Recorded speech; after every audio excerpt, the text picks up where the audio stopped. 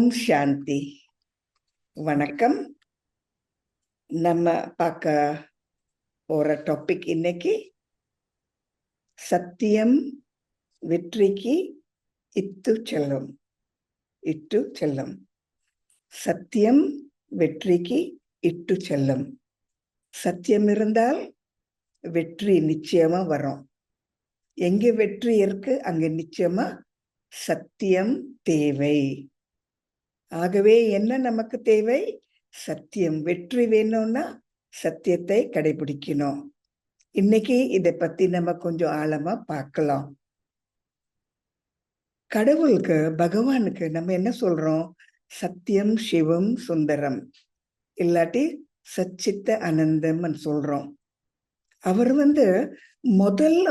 அவரோட அறிகுறி சத்தியம். சத்தியம்னா என்னது? நம்ம சாதாரணமா இந்த வார்த்தைய நம்ம வாழ்க்கையில நம்ம பாவிக்கிறோம். நம்ம சொல்றோம், நான் சத்தியமா தான் பேசுறேன், நான் சத்தியமா தான் வாழ்க்கைய நடத்துறேன், நான் சத்தியம் சிஸ்டர், சத்தியத்தை சொன்னேன்னு நம்ம சொல்றோம். ஆனால் சத்தியம்னா என்னது? சத்தியம்னா முந்தி அது சத்தியம், இப்பொழுது தற்சமயம் அது சத்தியம், வர காலத்துல, எதிர்காலத்துல அது சத்தியம். சத்தியம்னா அது மாறாது. நம்ம சூழ்நிலை தகுந்த போல, நம்ம மனம் போற போக்கு போல அது மாறாது. சத்தியம்னா அது எப்பவுமே ஒரே ஒரு சத்தியம்தான். சத்தியம் ரெண்டு கிடையாது, ஒரு சத்தியம். அது எப்பவுமே ஒண்ணு. ரெண்டு ஆக்குன்னா அது சத்தியம் கிடையாது. உங்களுக்கு ஒரு உதாரணம் சொல்றேன். நமக்கு தெரியும், சைவம் சாப்பிட்றது அது நல்லது, அது சத்தியம், அது உண்மை, அது சத்விக்கன்னு சொல்றோம், சத்விக்க போஜன்னு சொல்றோம். இங்க பாலியில நம்ம சொல்றோம் சத்வாசன்னு சொல்றோம் சாப்பாடுக்கு. இந்த சைவம் சாப்பிட்றது நல்லது. எப்போ நல்லது? முந்தி நல்லது, இப்பவும் நல்லது, வருங்காலத்திலையும் நல்லது. பெரியவங்களுக்கு நல்லது, சின்னவங்களுக்கு நல்லது, எல்லாருக்கும் நல்லது. ஆகவே சைவம் சாப்பிட்றது நல்லதுன்னா எப்பவுமே நல்லது, எல்லாருக்குமே நல்லது. ஒரு உதாரணம் சொல்றேன். இங்கே ஒரு சில தாய்மார்கள் இருக்காங்க, அவங்க சைவம் தான் சாப்பிட்றாங்க. பிரம்மகுமாரிக்கு வந்த உடனே அவங்க சைவம் சாப்பிட்றாங்க. ஆனால் அவங்களோட பேரன் பேத்திக்கு அவங்க மாமிசம் ஊட்டுறாங்க. அவங்க சைவம் சாப்பிட்றாங்க நல்லதுன்னு. ஆனா பேரன் பேத்திக்கு பிள்ளைங்களா இருக்கிறதுனால அவங்க இந்த மாமிசம் ஊட்டுறாங்க. அப்ப நான் கேட்கிறேன், நீங்க சைவம் சாப்பிட்றீங்க, ஆனா உங்க பேரன் பேத்திக்கெல்லாம் நீங்க மாமிசம் கொடுக்குறீங்கன்னு அவங்க என்ன சொல்றாங்க? அவங்க எல்லாம் வளர்ற பிள்ளைங்க, ஸ்கூலுக்கு போற பிள்ளைங்க, நல்லா படிக்கணும், நல்லா வளரணும், வாட்ட சாட்டமா இருக்கணும், அவங்களுக்கு இது தேவை என்று சொல்றாங்க. அப்படின்னா என்ன? அவங்களுக்கு இந்த சைவம் சாப்பிட்றது எல்லாருக்குமே நல்லது, பெரியவங்களுக்கு சின்னவங்களுக்கு நல்லது, முந்தியும் நல்லது, இப்பவும் நல்லது, எப்பவுமே நல்லதுன்னு அவங்க நம்புறது இல்ல. அவங்களுக்கு நல்லது, ஆனா அவங்க பேரன் பேத்திக்கு நல்லது கிடையாது. ஆகவே நான் என்ன நினைக்கலாம்? அவங்க சத்தியத்தை கடைபிடிக்கல. சத்தியம்னா என்னன்னு அவங்களுக்கு தெரியல. உதாரணம் சொல்றேன். பாபா சொல்றாரு தூய்மையா இருக்கணும்னு, இல்லையா? தூய்மையா இருக்கணும். எல்லாரும் இது நல்லதுன்னு சொல்றாங்க, நீங்களும் தூய்மையா இருக்கீங்க இல்லையா? அப்போ இப்போ பிள்ளைங்க, ஸ்கூலுக்கு போற பிள்ளைங்க தூய்மையா இருக்கணும், எல்லாருக்கும் அது ரொம்ப சந்தோஷம். வயசானவங்க தூய்மையா இருக்கணும், எல்லாருக்கும் சந்தோஷம். ஆனால் புதுசா திருமணம் பண்ணின உடனே தூய்மை அவங்களுக்கு தேவையில்லை, அது வேண்டாம். ஆகவே சூழ்நிலை போல நம்ம அந்த சத்தியத்தை நமக்கு என்ன வேணுமோ அப்படி நம்ம மாத்துறோம். இந்த மாதிரி மாத்துறது சத்தியம் கிடையாது. தூய்மையா இருக்கிறது எல்லாருக்கும் நல்லதுன்னா எப்பவுமே நல்லது, எந்த சூழ்நிலையும் நல்லது, எல்லாருக்கும் நல்லது. எந்த ஒரு விசேஷத்திலையும் அது நல்லது. ஆகவே நம்ம மனிதர்களை பார்க்கிறோம், வயதை பார்க்கிறோம், சூழ்நிலைய பார்க்கிறோம். அதுக்கு பொருத்தம் போல நம்ம மாறி மாறி நம்ம நினைக்கிறோம். ஆனா சத்தியத்துக்கு மாறக்கூடாது. சத்தியம்னா சத்தியம். இதுக்குதான் பாபா சொல்றாரு, நான் உங்களுக்கு ஸ்ரீமத் கொடுக்கிறேன்னு. ஸ்ரீமத்ன்னு சொன்னா அது சத்தியம். என்ன சத்தியம்? நான் ஆத்மா. முந்தி ஆத்மா, இப்போ ஆத்மா, எப்பவுமே ஆத்மா. ஆத்மா உலகத்திலையும் நான் ஆத்மா. இங்க நடிக்க வந்தாலும் நான் ஆத்மா. இந்த டிராமால நான் ஆத்மா. அது சத்தியம், அது உண்மை. ஆனா நம்ம மறந்து போயிடுறோம். நான் ஒரு பாட்டி, நான் ஒரு தந்தை, நான் ஒரு டாக்டர், மறந்துடுறோம். ஆகவே நம்ம சத்தியத்தை விட்டு விடுறோம். நான் ஒரு ஆத்மா, இந்த டாக்டர் உடம்புல நான் நடிக்கிறேன். நான் ஒரு ஆத்மா, ஒரு தாயார் போல நான் நடிக்கிறேன். இதுதான் சத்தியம். நான் டாக்டர்ன்னு சொல்றது சத்தியம் கிடையாது. நான் தாயார்ன்னு சொல்றதும் சத்தியம் கிடையாது. அது என்னோட பாகம். ஆகவே சத்தியம்னு சொல்றது ஒண்ணுதான். நம்ம அதை மாத்தக்கூடாது. இந்த கலியுகத்துல நம்ம என்ன செய்தோம்னா, இந்த சத்தியத்தை நம்ம எப்படி பல மாதிரி நம்ம பிரிச்சிட்டோம். இதுவும் நல்லது, அதுவும் நல்லது. இந்த சூழ்நிலையில இப்படி செய்யலாம், வேற சூழ்நிலையில நம்ம மாத்தலாம். இது நல்லது, அது நல்லதுன்னு நம்ம எல்லாம் நம்ம குழப்பிட்டோம். பாபா இதுக்கு என்ன சொல்றாரு? மன்மத் பரமத்ன்னு சொல்றாரு. என்னது மன்மத் பரமத்? நமக்கு என்ன விருப்பமோ, சூழ்நிலை என்ன கேட்கிறதோ, மனிதர்கள் என்ன நினைக்கிறாங்களோ, நம்ம கூட என்ன நினைக்கிறோமோ, சிவ பரமாத்மாக்கு நம்ம என்ன சொல்றோம்? ஒரு அற்புதமான ஒரு வார்த்தை இருக்கு அவருக்காக. சதா சிவான்னு சொல்றோம். இந்த வார்த்தை சதான மாற்றம் கிடையாது. அது நிரந்தரம். அது எப்பவுமே முந்தி, இன்னைக்கு, வருங்காலத்துல அவர் எப்பவுமே அவர் புள்ளி வடிவம், எப்பவுமே அவர் தந்தை, எப்பவுமே அவர் நமக்கு நன்மை காட்டுறவர், எப்பவுமே அவர் இந்த பூமிக்கு வருவாரு. சதா மாற்றம் கிடையாது. அவர் இருக்கிற மாதிரியே அப்படியே வருவாரு. இதுக்குதான் சிவ பரமாத்மாக்கு நம்ம என்ன சொல்றோம்? சதா சிவான்னு சொல்றோம். சத்தியம் சிவம் சுந்தரமன் சொல்றோம். இன்னொன்னு சதா சிவம். ஆகவே சதான்னு சொன்னா அது எப்பவுமே ஒரே மாதிரி மாற்றம் இல்லாம இருக்கணும். இதுதான் சத்தியம். அந்த மாதிரி சத்தியத்துலதான் நம்ம வெற்றியை பார்க்க முடியும். நம்ம மாறி மாறி சத்தியத்தை நம்ம பல மாதிரி நம்ம நினைத்தால் அது வெற்றி கிடையாது, சத்தியமும் கிடையாது. அதுக்கப்புறம் என்ன நம்ம அனுபவம் செய்வோம்? சோகம், கஷ்டம், பந்தம், பிறகு நோய் நொடி, இந்த மாதிரி எல்லாம் பல மாதிரி கஷ்டங்கள் நமக்கு வரும். ஆகவே எங்க சத்தியம் இருக்கோ அங்க நிச்சயமாக சந்தோஷம் இருக்கும், வெற்றி இருக்கும், நோய் நொடி இல்லாம இருக்கும். இதுதான் நம்ம சொர்க்கம்னு சொல்றோம். ஏன் சொர்க்கம்? எதுக்காக சொர்க்கம்? அங்க இருக்கிற மனிதர்கள் சத்தியமா நான் ஆத்மா அவங்க நினைக்கிறாங்க. சத்தியமா அவங்க உடம்பு மூலமா நடிக்கிறாங்க. சத்தியமா அவங்களுக்கு பற்றுன்னு கிடையாது. அவங்க உடம்பு விடுற பொழுதும் அவங்க என்ன நினைக்கிறாங்க? இந்த உடம்பை விட்டுட்டு எனக்கு ஒரு புது உடம்பு கிடைக்கும்னு.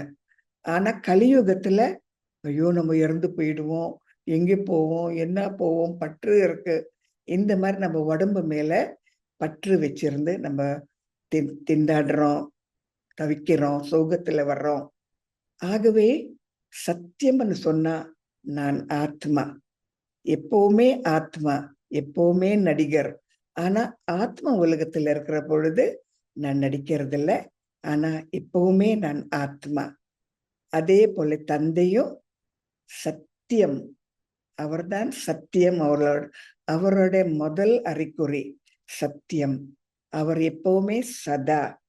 இப்ப நம்ம கொஞ்சம் சில கருத்துக்களை நம்ம பார்க்கலாம். பொதுவாக ஒரு குடும்பத்துல பெண் குழந்தைகள் பிறவி எடுத்தால், அங்கே பிறந்தால் அங்கே தாய் தந்தைக்கு கொஞ்சம் ஒரு சோகம் இருக்கும். ஐயோ, ஒரு பெண்ணா பிறந்தாச்சு, எனக்கு ஒரு புத்திரன் தான் வேணும், எனக்கு ஒரு ஆண் குழந்தை தான் வேணும் அவங்க நினைப்பாங்க. இந்த மாதிரி நம்ம பெண் ஆணை நம்ம மாறி மாறி பார்க்கிறோம். ஆண் குழந்தைங்களுக்கு நல்ல படிப்பு கொடுக்கணும், அவங்க உத்தியோகம் பார்க்கணும், நல்லா சம்பாதிக்கணும், நல்லா இருக்கணும் சொல்றோம். ஆனா பெண் குழந்தைங்களுக்கு அவ்வளவு ஒண்ணும் கொடுக்க வேண்டாம். அவங்க வேற வீட்டுக்கு போவாங்க, திருமணம் செய்துட்டு வேற வீட்டுக்கு போயிடுவாங்க, ஏன் அவங்களுக்கு செலவு பண்ணணும் அப்படின்னு நினைப்பாங்க. ஆனா சத்தியம் என்னதுங்க? ஆணோ பெண்ணோ, நம்ம என்ன படிக்கிறோம் பிரம்மகுமாரிஸ்ல, ஆணோ பெண்ணோ எல்லாருமே சிவபரமாத்மாக்கு புத்திரங்கள். எல்லாருக்கும் வாரிசு கிடைக்கும், எல்லாரும் படிக்கணும், எல்லாரும் முன்னேறலாம், எல்லாருக்கும் சரிசமமா அவர் அவரோட பொக்கிஷம் கொடுக்கிறாரு, வாரிசு கொடுக்கிறாரு. ஆணு பெண்ணு வித்தியாசம் கட்டுறது சத்தியம் கிடையாது. எங்க நம்ம வித்தியாசம் பார்க்கிறோமோ அது சத்தியம் இல்லை. ஆகவே நான் இப்போ என்னையே நான் கேட்கணும். நான் ஆண்னா பெரியவங்க, நான் கொடுத்து வச்சிருக்கேன், எனக்கு ஒரு ஆண் பிள்ளை பிறந்திருக்கு, இல்லாட்டி ஒரு பெண் குழந்தை பிறந்திருக்கு, ஐயோ எனக்கு ஒரு ஆண் வேணும்னு நினைக்கிறோமா? அது சத்தியம் கிடையாது. ஆணோ பெண்ணோ எல்லாரும் ஆத்மாக்கள், அவங்க நடிக்கிறாங்க. எல்லாருக்கும் சரிசமமாக அவங்களுக்கு படிப்பு கொடுக்கணும், அவங்க எல்லா மாதிரி வசதிகள் கொடுக்கணும். அந்த மாதிரி ஒரு சமயம் அந்த பெண் குழந்தை அவங்க கணவர் வீட்டுக்கு போன உடனே ஏதாவது அவங்க கணவருக்கு நடந்தால், ஏதாவது அவங்களுக்கு அங்க சந்தோஷமா இல்லாம இருந்தாலும், அவங்க சொந்த காலில் அவங்க நிக்கிறதுக்கு அந்த சக்தி வேணும். ஆகவே பெண் குழந்தையோ ஆண் குழந்தையோ சரிசமமாக அவங்களுக்கு படிப்பு நம்ம கொடுக்கணும். ஆகவே ஆண் பெண்ணன் வித்தியாசம் காட்டுறது இது சத்தியம் கிடையாது. இப்ப நீங்க என்ன கேட்டீங்க? சைவம் சாப்பிட்றது எல்லாருக்கும் நல்லது, எப்பொழுதுமே நல்லது. தூய்மையை கடைபிடிக்கிறது எல்லாருக்கும் நல்லது, எப்பவுமே நல்லது. அதே போல நம்ம எப்பவுமே ஆத்மாக்கள் நடிக்க வந்திருக்கோம். சத்தியம் ஸ்ரீமத்தும் இதே தான் சொல்றது. ஸ்ரீமத் எங்கிருந்து வருது? அந்த சத்திய தந்தை, சத்தியமான சிவ பரமாத்மா, அந்த தந்தை நமக்கு சொல்றாரு சத்தியம் என. இப்ப நம்ம சத்தியத்தை கடைபிடிச்சால், நான் ஆத்மா, எத்தனையோ உடம்புல நான் வருவேன், எத்தனையோ பிறவி நான் எடுப்பேன், எத்தனையோ குடும்பத்துல நான் வந்தாச்சுன்னு சொன்ன உடனே, இந்த ஒரு குடும்பத்துல இந்த ஒரு ஜென்மத்துல நான் பற்று வச்சிருந்தா, எனக்கு பற்று இருக்குன்னு சொன்னா, எனக்கு ஏதோ சொந்தம் பந்தம் இருக்குன்னு சொன்னா, அது சத்தியமா? நினைச்சு பாருங்க. என்னோட நிலம், என்னோட வீடு, என்னோட பிள்ளைங்க, என்னோட குடும்பம், என்னோட அந்தஸ்து, என்னோட பணம் சரியா? எத்தனையோ பிறவிகள் நான் எடுத்திருக்கேன், எத்தனையோ குடும்பத்தை நான் பார்த்தாச்சு, எத்தனையோ மறுபாகம் நான் நடிச்சாச்சு.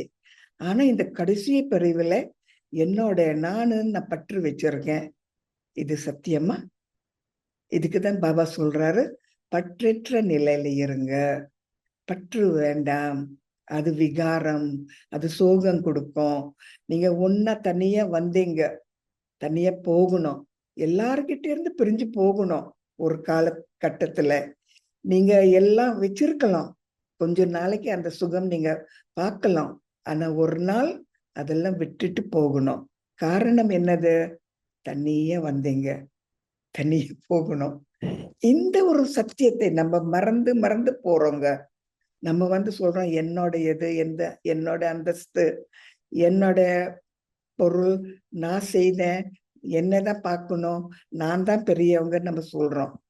ஆனால் இந்த ஒரு பெரிய பூமியில நம்ம ஒரு சின்ன நடிகர், அதுல நம்ம பெரிய ஒரு நடிகரை நம்ம நினைக்கிறோம். ஆகவே சத்தியம்னு சொன்னா என்னோட பாகம், நான் ஆத்மா, நான் புரிஞ்சு கொண்டு என்னோட பாகத்தை நான் நடிக்கிறது, பற்றற்ற நிலையில இருந்து எல்லாருக்கும் அன்பு காட்டுறது. இப்ப நம்ம சந்திக்கிறோம், பிறகு நம்ம சந்திக்காம இருந்தாலும் பரவாயில்ல, எல்லா சந்திப்பும் நல்ல மாறி ஒரு முடிவுக்கு கொண்டு வாங்க. எந்த ஒரு சண்டை சச்சரவும் வேண்டாம், இருக்கிற வரைக்கும் நல்லா பார்த்துக்கங்க. அந்த மாதிரி போயிட்டா யாராவது இறந்து போனால் அழக்கூடாது. டிராமா, நிச்சயப்பட்டிருக்கிற டிராமா அழக்கூடாது. நம்ம ஆத்மாக்கள் ஒன்னா சேருவோம், ஒன்னா இருப்போம். அப்புறம் அவங்கவுங்க பாதையில போகணும். இதுதான் சத்தியங்க. ஆகவே பாபா சொல்றாரு பற்றுன்னு. எதுக்காக பற்றுன்னு சொல்றாரு? நம்ம ஆத்மான்னு நம்ம புரிஞ்சு கொள்ளல. ஆகவே இந்த விகாரங்கள் எல்லாம் உடம்பு ரீதியில தான் வருது. கோபம், காமம், பற்று, அகங்காரம், லோபம், இதெல்லாம் இந்த உடம்பு ரீதியில இருந்தால்தான் இந்த விகாரங்கள் இருக்கும். ஆனால் உண்மையாகவே நான் ஒரு ஆத்மா, எனக்கு எந்த ஒரு நிரந்தர ஒரு சம்பந்தம் இல்லைன்னா கொஞ்ச நாளைக்கு இருக்கும், அதுக்கப்புறம் இல்லை. அப்படி இல்லைன்னா என்னால சந்தோஷமா இருக்கலாம், சந்தோஷமா எல்லாத்தையும் நான் அனுபவம் செய்யலாம், சந்தோஷமா எல்லாத்தையும் நான் விட்டுட முடியும். இதுதான் ஒரு நடிகரோட அறிகுறி, சத்தியம். அதே போல பாருங்க, நம்ம பல மாதிரி விதத்துல நம்ம ஒரு பந்தத்துல வந்துடுறோம். உதாரணமாக நான் சொல்றேன், நான் எனக்கு வயசாச்சு, என்னை யாராவது பார்த்துக்கணும்னு. அப்படி இல்லைங்க. நான் நல்ல கர்மம் செய்தால் என்னை யாராவது பார்த்துக்குவாங்க. இங்க ஒரு வாட்டி டாடி ஜான்கி வந்தாங்க. அப்ப இங்க இருக்கிற மனிதர்கள், பாலியில இருக்கிற மனிதர்கள் சொன்னாங்க, தாதி உங்களுக்கு நம்மளை பத்தி தெரியாது, நம்ம வயசான காலத்துக்கு நம்ம நிறைய பணம் சேர்த்து வைக்கணும், நம்ம டொனேஷன் எல்லாம் கொடுக்க முடியாது, ஏன்னா நம்ம இறந்து போனா நம்மளை நல்லபடியாக பெரிய ஆடம்பரமா நம்மளை அனுப்பணும், அதுக்காக நம்ம எல்லாம் காசு சேர்த்து வைக்கணும். ஆகவே நமக்கு பணம்னு சொல்றது நமக்கு ரொம்ப ரொம்ப முக்கியம். நம்ம அந்த மாதிரி நம்ம பணம் கொடுக்க முடியாது டாடி, நீங்க நினைக்க கூடாது நம்ம மற்ற தேசத்துல இருக்கிறவங்க போல நம்ம டொனேஷன் கொடுப்போம்னு நீங்க நினைக்காதீங்கன்னு சொன்னாங்க. அப்ப டாடி ஜான்கி சொன்னாங்க, நல்லா சொன்னீங்க, உங்களுக்கே நீங்க என்ன சொல்றீங்கன்னு உங்களுக்கு தெரியலன்னு சொன்னாங்க. உண்மையாகவே நீங்க நல்ல நல்ல கர்மம், சுக்கர்மம் நீங்க செய்தால், நிறைய பேருக்கு நீங்க உதவி செய்தால், நிறைய நீங்க டொனேஷன் கொடுத்து மற்றவங்களுக்கு நீங்க உதவி செய்தால், நீங்க நினைக்கிறீங்களா நீங்க இறந்து போன உடனே யாரும் உங்களை கவனிக்க மாட்டாங்கன்னு? உங்க கர்மமே உங்களை கவனிக்கும். நிறைய பேர் உங்களுக்கு உதவி செய்ய வருவாங்க. காரணம், நீங்க சத்தியமா இருந்தீங்க. உங்க சத்தியமே உங்களுக்கு நல்லபடியாக உங்களை அனுப்பும். அவ ஏன் நீங்க காசு சேர்த்து வைக்கிறீங்க? அந்த காசை நல்லா செலவு பண்ணுங்க, மற்றவங்களுக்கு சந்தோஷம் கொடுங்க, மற்றவங்களுக்கு உதவி செய்யுங்க, டொனேஷன் கொடுங்க. ஏன் உங்களுக்காக மரணத்துக்காக நீங்க சேர்த்து சேர்த்து வைக்கிறீங்க? அது என்ன பெருசா? இல்லாட்டி நன்மை செய்யறது பெருசா? யோசிச்சு பாருங்க சொன்னாங்க.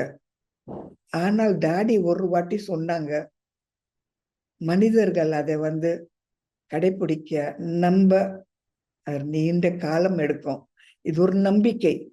நான் இறந்து போனா எனக்காக நான் காசு சேர்த்து வைக்கணும்.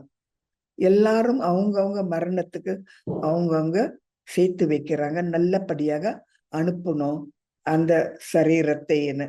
அவங்க விட்டுட்டு போயிடுவாங்க, ஆனா அந்த சரீரம் நல்லபடியாக மரியாதையா மான மரியாதையா போகணும்னு காசு சேர்த்து வைக்கிறாங்க. இப்ப பாருங்க, இந்த உயிரோட இருந்தே நம் இறந்து போனா நல்லபடியாக போகணும்னு அதுலயே அந்த பணம் எல்லாம் அங்க சேர்த்து வைக்கிறது, இது சத்தியமா? யோசிச்சு பாருங்க. ஆகவே இப்ப இருக்கிற மனிதர்கள் ஒரு ரொம்ப குழப்பத்துல வந்துட்டாங்க. சத்தியம்னா என்னது, அது எப்படி இருக்கும், எப்படி நினைக்கணும், என்ன பேசணும், யார்கிட்ட நான் எப்படி இருக்கணும், எவ்வளவு நான் அன்பு காட்டணும், அதுக்கு ஒரு அளவு இருக்கா இல்லையா, இதெல்லாம் நமக்கு சரியா தெரியாம இருக்கிற பொழுது நம்ம பிரம்மகுமாரிஸ்ல வந்தவனே பாபா இந்த முரளியில கொஞ்சம் கொஞ்சமா ஒன்னொன்னா சொல்லி தர்றாரு. என்ன சொல்லி தர்றாரு? நீங்கெல்லாம் சகோதரர்கள். அது நான் நம்புறேனா? சகோதரர்களா? இல்லாட்டி அவங்க அந்த மாதிரி பாஷை, இவங்க வேற ஊரு, இவங்க அது இது நம்ம நினைக்கிறோமா?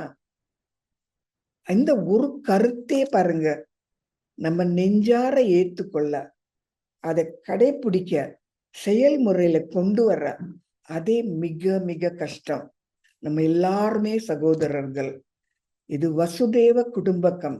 எல்லாரும் எனக்கு குடும்பம் சொல்றது பேசிடலாம் பாருங்க. ஆனா நெஞ்சார ஏத்துக்கொள்றது ரொம்ப ரொம்ப கஷ்டம். இந்த நம்பிக்கை தான் சத்தியம்னு சொல்றது. இந்த நம்பிக்கை தான் உண்மை. இந்த நம்பிக்கை தான் நமக்கு தேவை. இந்த நம்பிக்கை தான் நமக்கு நல்ல எண்ணங்கள் கொடுக்கும். இந்த நம்பிக்கை தான் நம்மளை ஒன்னா சேரும், நம்மளை ஒன்னா கொண்டு வர்றோம். இந்த நம்பிக்கை தான் நமக்கு வேணுங்க. ஆகவே எங்கே ஆத்ம உணர்வு இருக்கோ, நிஜமா இருக்கோ, நெஞ்சார இருக்கோ, உண்மையா இருக்கோ, அங்கே மனிதர்கள் ஒன்னா சேருவாங்க. ஆனால் சும்மா வாய் மூலமா நம்ம பேசுறோம், இல்லாட்டி மனம் மூலமா நம்பல சொல்றோம். அப்படி இருந்தால் நமக்குள்ள சண்டை, சச்சரவு, பிரிவு அப்படிதான் இருக்கும். ஆனா சிவபரமாத்மா முரளி சொல்ற பொழுது அவர் சத்தியத்தை தான் சொல்றாரு. இதுக்குதான் அவரோட வார்த்தைகள் எல்லாம் மகா வாக்கியம்னு சொல்றோம். எதுக்காக மகா வாக்கியம்? ஒன்னொன்னும் எல்லாமே சொல்றது, ஒரு வார்த்தை தவறாம எல்லாமே உண்மை, உண்மை, உண்மை, சத்தியம், சத்தியம், சத்தியம். ஆகவே நமக்கு தெரிஞ்சால் நான் யாரு, எங்க இருந்து வந்தேன், எப்படி நடிச்சேன், எங்க போகணும், இன்னுமே நான் என்ன செய்யணும், நான் நல்லா கொண்டு வந்தால் நான் சத்தியத்தை கடைபிடிச்சேன்னு சொல்ல முடியும். ஒரு கோயில்ல அந்த தரை கல்லுல செய்யப்பட்டது. அந்த சிலையும் அந்த கோயில்ல கல்லுல செய்யப்பட்டது. அப்போ அந்த தரை கம்ப்ளைண்ட் பண்ணிச்சு, கோயிச்சுக்கிச்சு. அந்த சிலையை பார்த்துட்டு எல்லாரும் உன்னை பார்க்க தான் வர்றாங்க, என்னை மிதிச்சு மிதிச்சு உன்னை பார்க்க வர்றாங்க, நீயும் கல்லு நானும் கல்லு, ஆனா என்னை மிதிக்கிறாங்க, உன்னை பூஜிக்கிறாங்க, இது சரி கிடையாது, இது நியாயம் இல்லைன்னு சொல்றது இந்த தரை. அப்போ அந்த சிலை சொல்லிச்சு, ஆரம்ப காலத்துல நீயும் நானும் ஒரே இடத்துல இருந்தோம், பக்கத்துல பக்கத்துல சரிசமமா இருந்தோம். ஆனா உன்னை கொண்டு வர்ற பொழுது நீ கத்திக்கிட்டே இருந்த, என்ன ஒண்ணும் செய்யாதீங்க, அடிக்காதீங்க, ஒண்ணும் செய்யாதீங்க, எனக்கு வேண்டாம், வலிக்கிறது, கத்திக்கிட்டே அழுதுகிட்டே இருந்தேன். ஆகவே உன்னை தரையா செய்துட்டாங்க. நான் கொஞ்சம் அமைதியா இருந்தேன், என்னை அடிச்சாங்க, உதைச்சாங்க, ஒரு சிலையா ஆக்குனாங்க.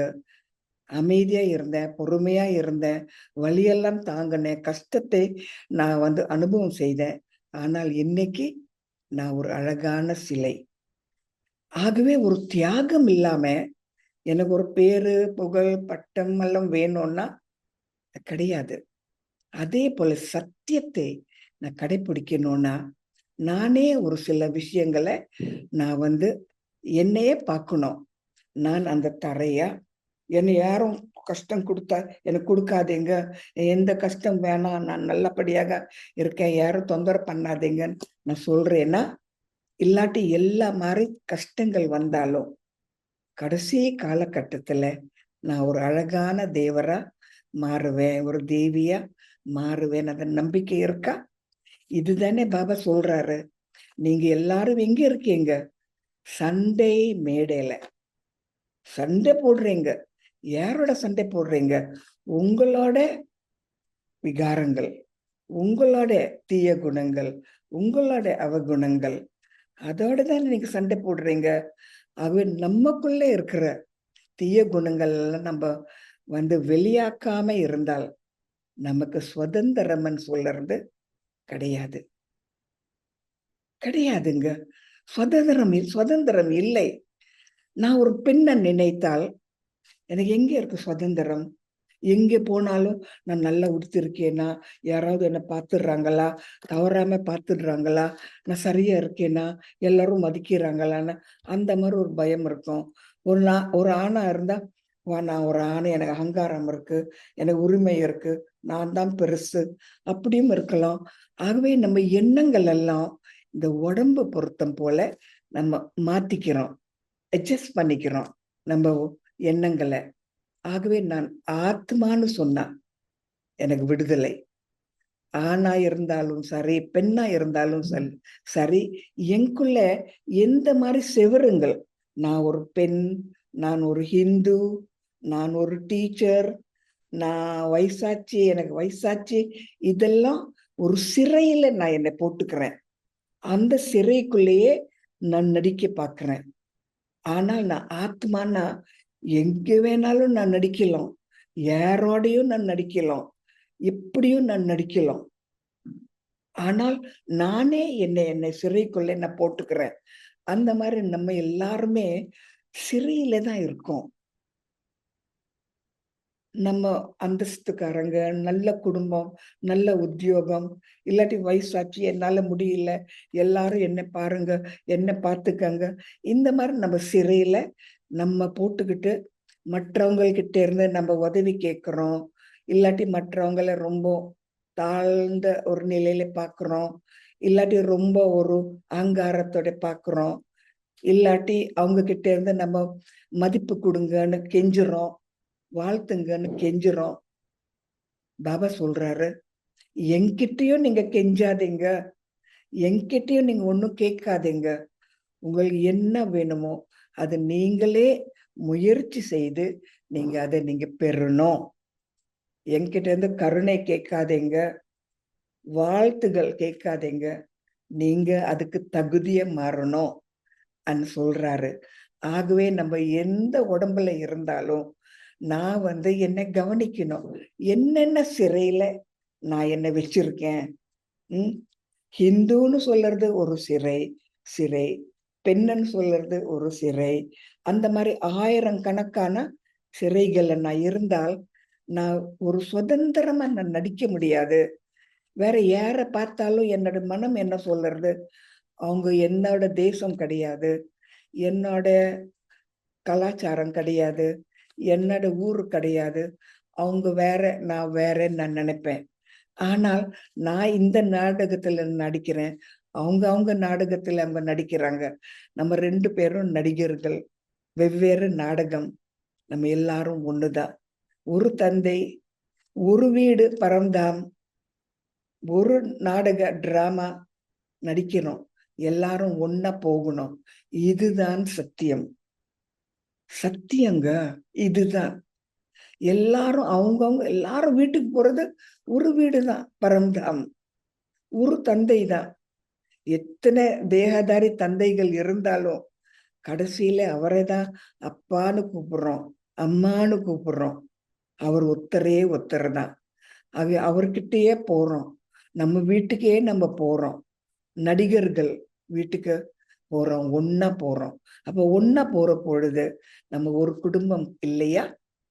அதே போல அந்த ஒரே வீட்டுல இருந்து, அந்த ஒரே தந்தை கிட்ட இருந்து நம்ம இறங்கி வர பொழுது நம்ம ஒரு குடும்பம் தானே. ஆனா நம்ம நடிச்சு நீ வேற, நான் வேற, நான் பெருசு, நீ சின்னதுன்னு சொல்லி நம்ம பிரிஞ்சு போறோம்.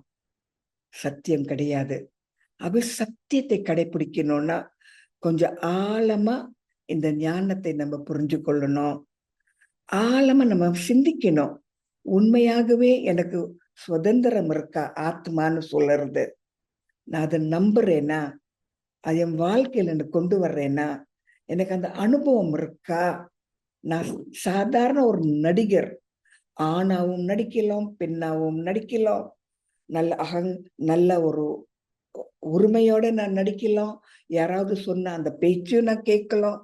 என்னால இந்த மாதிரி பல மாதிரி நாடகத்துல என்னால நடிக்க முடியுமா? நடிகர்னா நம்ம சூழ்நிலையை பார்த்து நம்ம மாறணும். இப்போ ஒரு சீனியர் இருந்தா சரி சரின்னு சொல்லணும். நம்ம கிட்ட நிறைய ஜூனியர்ஸ் இருந்தா நம்ம அவங்களுக்கு ஏதாவது ஒண்ணு சொல்லணும், இப்படி செய்யுங்க அங்க போங்கன்னு. ஆகவே நம்ம பாகம் மாறிக்கிட்டே இருக்கலாம். ஆனா நம்ம மாற மாட்டோம். நாடகம் மாறும், பாகம் மாறும், சூழ்நிலை மாறும். நம்ம கிட்ட இருக்கிற வர்ற மனிதர்கள் வருவாங்க போவாங்க. ஆனா நான் நிரந்தர ஒரு நடிகர். சத்தியம். ஆத்மான்னு சொல்றது சத்தியம். என்னோட தந்தை ஒரே ஒரு தந்தை தான் சத்தியம். என்னோட இல்லம் ஒரே ஒரு பரம்தான் பரம்தான் தான் சத்தியம். இது என்னோட டிராமா மேடை. இது ஒண்ணு புரிஞ்சு கொள்ள எவ்வளோ நம்ம நம்ம கஷ்டப்படுறோம். இந்த முரளியை நம்ம புரிஞ்சு கொள்ள ரொம்ப சாதாரணமான ஒரு கருத்து பாருங்க. ஆனா நம்ம எவ்வளவு கஷ்டப்படுறோம். இன்னும் அகங்காரம் இருக்கு, இன்னும் பொறாமை இருக்கு, இன்னும் நமக்குள்ள பல மாதிரி சந்தேகங்கள் இருக்கு, இன்னும் நம்ம சண்டை போட்டுக்கிறோம், இன்னும் பேரு புகழ் தேடுறோம். ஏங்க சத்தியத்தை நம்ம இன்னும் புரிஞ்சு கொள்ளல? காரணம் நம்ம எதுவும் கடைசி காலகட்டத்துல ஒண்ணுமே நம்ம கூட வராது. என்ன வர்றோம்? நம்ம குணங்கள். குணங்கள்னு சொன்னா என்னங்க? நம்ம சம்ஸ்காரங்கள். நம்ம சம்ஸ்காரங்கள் என்னது? அமைதி, உண்மை, சத்தியம், பொறுமை, பணிவுத்தன்மை, அன்பு, அமைதி. இதெல்லாம் தான் என்னோட பொக்கிஷம். இதுதான் என்னோட எதிர்காலத்தையே உண்டாக்குறது. எனக்குள்ள நான் என்ன போட்டுக்கிறேனோ அதுதான் சத்தியம். என் இந்த புறநோக்கத்துல இருக்க வீடு, வசதி, பிள்ளைங்க அதெல்லாம் கொஞ்ச நாளைக்கு. ஆகவே நான் எனக்குள்ள நான் என்ன போட்டுக்கிறேன் அதை தான் நான் என்னோட கொண்டு போவேன். ஆகவே நான் என்னென்னலாம் சேர்த்து வச்சிருக்கேன். பாபா சொல்றாரு, இதெல்லாம் கணக்கை பாருங்க, சாட்டை எழுதுங்க, ஒன்னா பாருங்க. உங்களுக்கு நஷ்டமா, உங்களுக்கு லாபமா, பாருங்க பாருங்கன்னு கேட்கிற நம்ம என்ன நினைக்கிறோம்? என்னதான் எழுதுறது, எப்படிதான் எழுதுறது, சாட்டுன்னா என்னது? ஆனா நம்மளே சோதிக்கணும். எனக்கு உண்மையாகவே என்ன நான் புரிஞ்சு கொண்டேனா? என்ன எனக்கு தெரியுமா? நான் எந்த ஒரு காலகட்டத்துல இருக்கேன்னு தெரியுமா? நான் என்ன செய்யணும்னு எனக்கு தெரியுமா? நான் எங்கே போகணும்னு நான் தயார் பண்ணிக்கிறேனா? என்னுடைய எதிர்காலத்தின் ஜென்மத்துக்கு நான் ஏதாவது ஒண்ணு சேர்த்து வைக்கிறேனா? என் தந்தை சொல்ற பாதையை நான் அதை கடைபிடிக்கிறேனா இல்லையா? இதுதான் நம்ம சாட்டுங்க. நம்ம சாட்டுன்னு சொல்றது, நான் யாருக்கும் சோகம் கொடுக்கல, நான் நிறைய கர்ம யோகம் செய்தேன், அது ஒரு பக்கம் இருக்கட்டும். ஆனா உங்களுக்குள்ள நீங்க நடிகரா, ஆத்மாவா? ஆத்ம உலகத்துல இருந்து இங்க வந்தீங்களா? அப்ப நீங்க எங்க இருந்து வந்தீங்க? ஆத்ம உலகம். நீங்க யார்? ஆத்மா. அப்பா யாரு? சிவ தந்தை. இங்க என்ன செய்யறீங்க? நடிக்கிறேன். இது தெரியுமா? இந்த ஒரு சின்ன கருத்தை நம்ம எவ்வளவு கஷ்டப்படுறோம் பாருங்க. பேரு, புகழ், அந்தஸ்துன்னு பார்த்துக்கிட்டே இருக்கோம். ஆகவே நமக்குள்ள ஒரு ஒரு காலம் நமக்கு விகாரங்கள் இருந்தா அது என்ன குறிக்கிறது? நம்ம கிட்ட சத்தியம் கிடையாது. விகாரங்கள், உடம்பு, உணர்வு அதெல்லாம் ஒன்னா சேரும். விகாரங்கள், உடம்பு உணர்வு, தேக உணர்வு இது ஒன்னா இருக்கும். ஆனா எனக்கு இந்த விகாரங்கள் வேணான்னா இந்த தேக உணர்வு நான் மறந்துட்டு விதேகிய மாறணும். நான் ஒரு ஆத்மா. இது சத்தியம். ஆகவே பாபா ஆரம்பத்துல இருந்த முதல் பாடத்திலேயே சொல்லிட்டாரு, நீங்கள் யாருன்னு உங்களுக்கு தெரியுமா? அப்புறம் அந்த மகாராணியோட கதையும் பாபா சொல்றாரு. என்ன சொன்னாரு? அந்த மகாராணி எங்க போச்சு என்னோட நெக்லஸ்? காணமேன்னு அவங்க தேடுறாங்க. அவங்க பிள்ளையே வச்சிருக்காங்க, அவங்களே போட்டிருக்காங்க, தேடுறாங்க. நம்ம என்ன? நமக்குள்ள அமைதி இருக்கு. நம்ம ஸ்வத தர்மம், சுய தர்மம், உண்மையான தர்மம் அமைதி, சாந்தம் மறந்துட்டோம். ஆகவே நம்ம வெளியில தேடுறோம். இந்த வீடு எனக்கு இருந்தா எனக்கு அமைதியா இருக்கும், எனக்கு இந்த ஒரு பொக்கிஷம் இருந்தால் நான் சந்தோஷமா இருப்பேன், என்னோட குழந்தைக்கு ஒரு திருமணம் ஆயிட்டால் ஐ பி ஹாப்பி. இந்த மாதிரி நம்ம பல மாதிரி நம்ம நினைக்கிறோம். அதெல்லாம் இந்த பூலோகத்தின் விஷயங்கள் நம்ம ஆத்மாக்குள்ள போட்டுக்கிட்டு அதுதான் நமக்கு சந்தோஷம் கொடுக்கறதுன்னு நம்ம நினைக்கிறோம். இதுக்குதான் பாபா சொல்றாரு, சொல்றேன், உங்க அஸ்திவாரம், உங்க நங்கூரம் ஒரு பாபா. உங்க நங்கூரம், நங்கூரம்னா அந்த கப்பல்ல இருந்து அது அவங்க தண்ணியில போடுவாங்க, அந்த கப்பல் அங்க எங்கே போகாது. அதே போல என்னோட நங்கூரம் பாபா தான். நான் இந்த மனிதரை பிடிச்சிருந்தா அவங்க என்னோடைய கடைசி வரைக்கும் இருப்பாங்களா தெரியாது. இந்த வீடை என்னோட வீடுன்னு நான் நினைச்சா அது கடைசி வரைக்கும் என்னோட வீடா இருக்குமா தெரியாது. இப்பெல்லாம் பாருங்க, நெருப்பு தீ பிடிக்கிறது, தண்ணியில் அப்படியே கொட்டிட்டு போறது, சொல்ல முடியாது. என்னோட இதுதான் சொல்ல முடியும். இந்த உடம்பும் என்னோட சொல்ல முடியுமாங்க? சொல்ல முடியாது. இன்னைக்கு நான் வச்சிருக்கேன், எப்ப வேணாலும் போகலாம் இல்லையா? திடீர்னு போறாங்க. ஆகவே என்னோட சொல்றது, எனக்குள்ள நான் என்ன நிரப்பி வச்சிருக்கேன், இந்த சாட் எழுதுங்கன்னு பாபா சொல்றாரு. சாட் எழுதுனீங்களா? உங்களுக்கு நஷ்டமா, இல்லாட்டி நீங்க ஒரு தோல்வியில வந்துட்டீங்களா, என்னது நஷ்டமா உங்க லாபமா, பாருங்க பாருங்க, இங்க எண்ணங்களை பாருங்க. ஆகவே நம்ம மனதை திருப்புறது, நான் உடம்புன்னு நினைக்கிறதுல நான் ஆத்மான்னு நினைக்கிறது தான் சத்தியம். சிவ பரமாத்மா யாரு? சத்தியம். அவர் எப்படி இருக்காரு? சுந்தரம். சத்தியமா இருக்கிறது ஒரு அழகானது, சத்தியமா இருக்கிறது நிரந்தரமானது, சத்தியமா இருக்கிறது உண்மை, சத்தியமா இருக்கிறதுல கவலை இல்லை, சத்தியமா இருக்கிறது ஆரோக்கியமா இருக்கும். சத்தியம், சிவம், சுந்தரம். அந்த ஒரு பரமாத்மா அவர் ஏன் அப்படி இருக்காரு? அவரோட உருவம், அவரோட குணங்கள், அவரோட இல்லம், அவரோட உத்தியோகம், அவரோட பாகம், அவரோட டிராமா எல்லாமே சுந்தரம்.